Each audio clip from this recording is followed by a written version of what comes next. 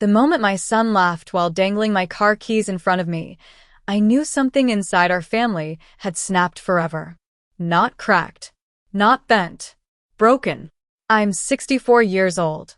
My name is Margaret Maggie Collins, and I have arthritis. Not in my mind, not in my heart, but in my hands and knees.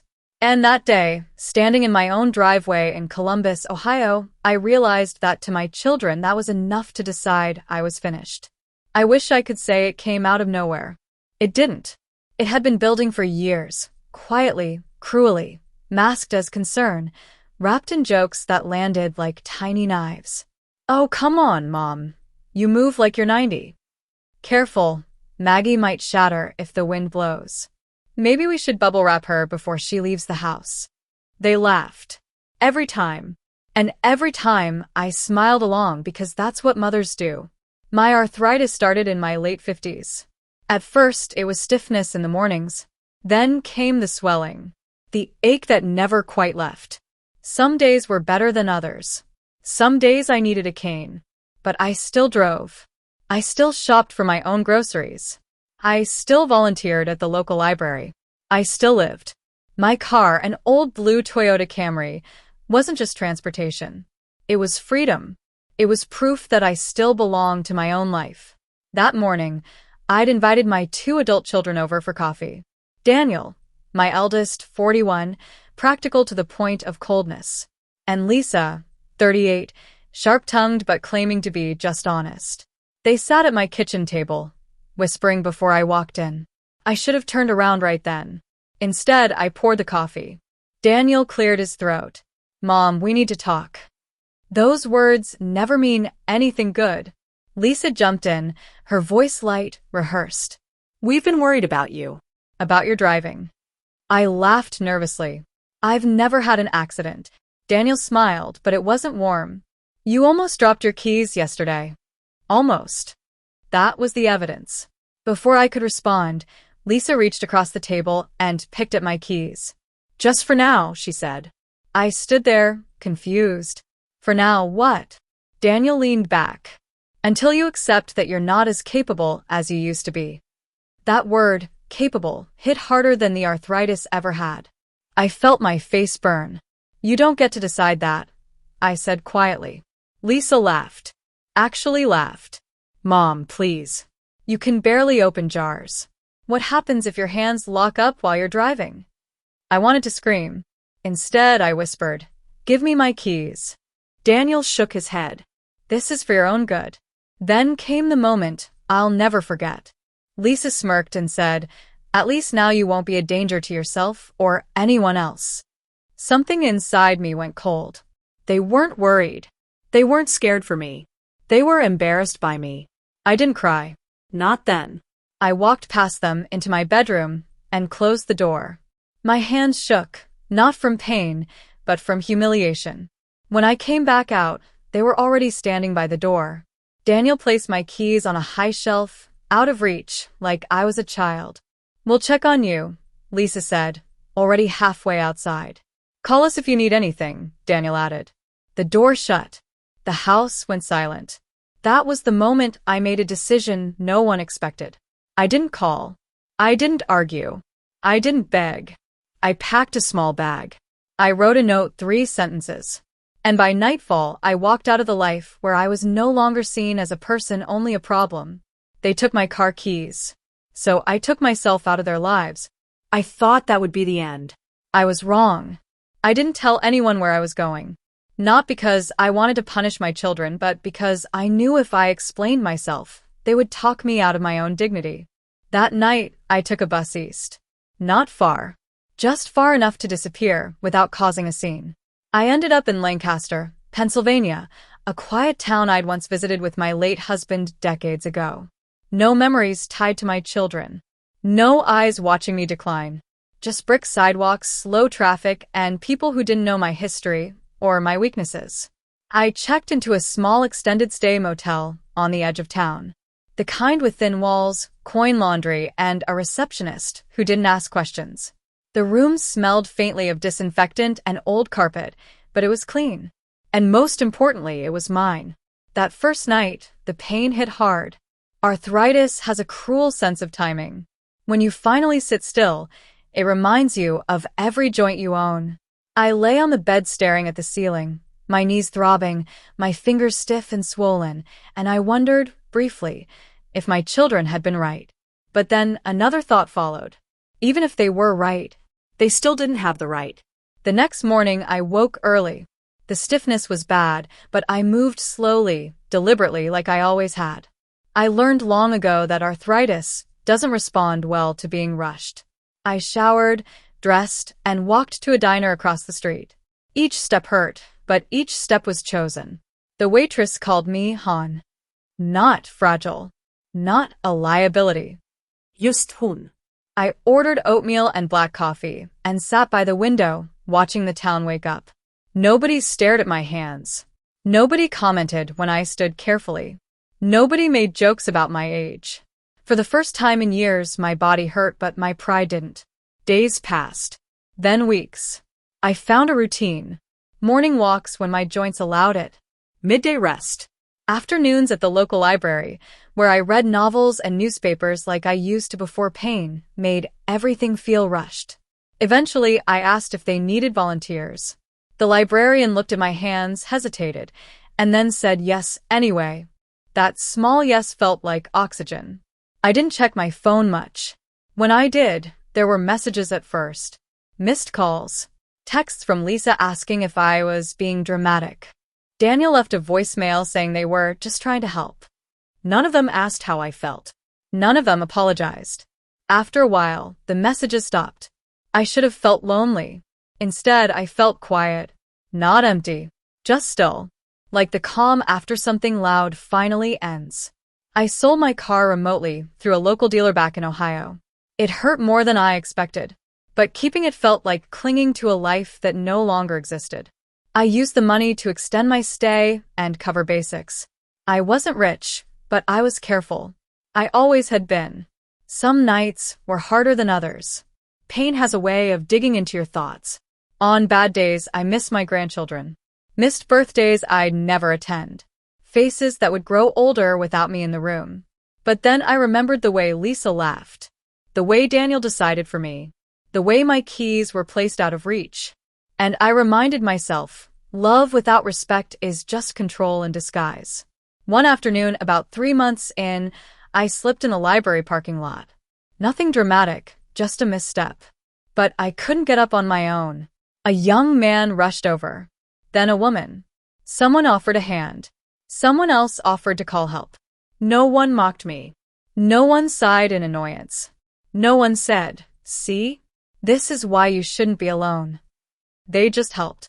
That night, I cried, not from pain, but from relief. I had rebuilt a small life from scraps of silence and self-respect. I didn't need much. Just space. Just choice. I truly believed my children had moved on. Then one rainy Tuesday evening, my phone rang. An unfamiliar number. I almost ignored it. I wish I had. Because that single call, shaking through the speaker like a warning, was about to drag me straight back into the life I'd walked away from and force me to decide whether disappearing had saved me or cost me everything. I stared at the phone as it buzzed against the small wooden table beside my bed. Rain tapped steadily against the motel window, slow and persistent, like it had all evening. I remember thinking how strange it was, how the sound felt louder than usual, almost impatient. I let it ring twice, then 3 times. Something in my chest tightened. Not fear exactly. Recognition. When I finally answered, I didn't say hello. Maggie. Daniel's voice. Tired. Frayed. Older than I remembered. For a moment, neither of us spoke. The silence between us felt heavier than the months that had passed. "Mom, thank God," he finally said. "We've been trying to find you." I closed my eyes. My fingers curled slowly, stiff but steady. "You found me," I said. "What do you want?" There it was. Not "how are you?" Not "I'm sorry." Straight to the reason. He hesitated. "It's Lisa." My heart reacted before my mind could. A sharp pull, like a tendon snapping. What about her? Another pause. Then, quieter. She was in an accident. The word accident has a way of rearranging everything around it. I sat down slowly on the edge of the bed. She was driving home from work, Daniel continued. Rainstorm. Hydroplaned. The car flipped. I waited for the rest. It didn't come. How bad? I asked. She survived, he said quickly. But her spine was injured. Her hands, too. The doctors say the nerve damage might be permanent. My breath caught. Images flashed uninvited. Lisa's hands gesturing sharply as she spoke, her confident stride, the way she never sat still. All of it suddenly fragile. Daniel's voice cracked. She can't button her clothes on her own. She can't grip things. She needs help just standing some days. I said nothing. Then he added the sentence that changed everything. She keeps asking for you. The rain grew louder. Or maybe that was just my pulse. I don't understand, he said, frustration leaking through. She's angry all the time. Scared. The doctors say the pain might never fully go away. And she keeps saying now she gets it. I swallowed hard. Gets what? What you've been living with, he said. What we didn't take seriously. There it was. The truth. Too late, but real. Daniel sighed. Mom, I was wrong. We both were. We thought we were protecting you, but we were just scared. And instead of admitting that, we took control. I thought about the keys on the shelf. Out of reach. Like dignity. And now? I asked. Now, he said softly, I don't know how to help her. And she keeps asking if you'll come back. Even just to talk to her. She says you're the only one who understands the pain without making her feel broken. I laughed once, short, humorless. Funny how understanding only matters when you need it. Daniel rushed on. I'm not asking you to move back. Or forgive us overnight. Mom, she's terrified. And I am too. The line went quiet. I could hear his breathing. Uneven. Vulnerable. The same child who once crawled into my bed after nightmares, now calling me because the world had finally humbled him. I looked around my small room. The modest furniture, the folded sweaters, the cane by the door. The life I had built from nothing but resolve. Daniel, I said slowly, when you took my keys, you didn't just take a car away. You took my voice. My choice. You made me feel invisible. I know, he whispered. And I hate myself for it. I believed him. That scared me more than if I hadn't. I won't come back like nothing happened, I said. I won't be mocked, managed, or talked over ever again. I wouldn't let that happen, he said quickly. I exhaled. You already did. Another silence. Longer this time. Then, quietly, but I'll think about talking to Lisa. Daniel's breath broke on the other end. Thank you. I hung up before he could say anything else. That night, sleep didn't come easily. Pain flared in my hands, my knees, my shoulders, but beneath it was something else. A question that refused to stay quiet. Was leaving an act of self-respect or abandonment? And when life finally forced them to understand my pain, did I owe them my presence? By morning, I knew one thing for certain. If I returned, it would be on my terms, or not at all. I didn't rush back. That was the first boundary I set for myself as much as for them. For 3 days after Daniel's call, I stayed exactly where I was. I went to the diner. I volunteered at the library. I let my joints wake up slowly each morning. I needed to be sure that if I returned, it wouldn't be out of guilt or pressure, but choice. On the 4th day, I called Daniel. I'll come, I said. But I'm not staying with either of you. And I'm not coming to fix anything. He didn't argue. That alone told me how much had changed. I took a train back to Ohio. When it pulled into the station outside Columbus, I felt that familiar mix of home and heaviness settle in my chest. Some places don't let go of you easily. Daniel met me on the platform. He looked thinner, older. His confident posture had softened, replaced by something closer to humility. He reached for my bag, then hesitated. May I? He asked. I nodded. The small respect mattered. Lisa was in a rehabilitation facility on the edge of the city. Bright walls. Quiet hallways. the smell of antiseptic, and something sad underneath it. When I walked into her room, she was sitting by the window, her hands resting stiffly in her lap. She looked up and broke. Not loudly, not dramatically, just tears slipping down her face as her shoulders shook. "I didn't know," she said before I could speak. "I swear, Mom, I didn't know it hurt like this." every day, every minute." I pulled a chair close, careful with my knees, and sat beside her. "I told you," I said gently. "You just didn't listen." She nodded, crying harder now. I was cruel. I thought humor made it easier. I thought if I joked about it, it wouldn't scare me. There it was again. Fear. The real culprit. She lifted her hands slightly. They trembled. "I can't even hold my phone some days," she whispered. "And when the pain spikes, I panic. I hear your voice in my head now every time." I didn't touch her right away. I let the moment breathe. "You mocked what you didn't want to imagine," I said. "That doesn't make you evil, but it did make you careless." She nodded. "I don't expect forgiveness," she said quickly. I need you to know I see you now. Really see you." I reached out then and placed my hand over hers. My fingers were swollen. Hers were weak. Two kinds of pain meeting without competition. "I'm not here to be your lesson," I said softly. "I'm here because I chose to be." Her grip tightened, just barely. Over the next week, I visited during therapy hours. I didn't hover. I didn't instruct. I answered questions when asked. I showed her small adaptations, how to open jars with tools, how to pace herself, how to accept help without feeling erased. Daniel watched quietly. Once in the hallway, he said, "You're different." I smiled faintly. No. "I'm just no longer shrinking." Before I left, I laid out my boundaries clearly. "I won't move back in," I told them. "I won't give up my independence again. If I'm part of your lives, it's as an equal, not a liability." Lisa nodded immediately. Daniel didn't hesitate. When I returned to Lancaster, it didn't feel like running away anymore. It felt like returning to myself.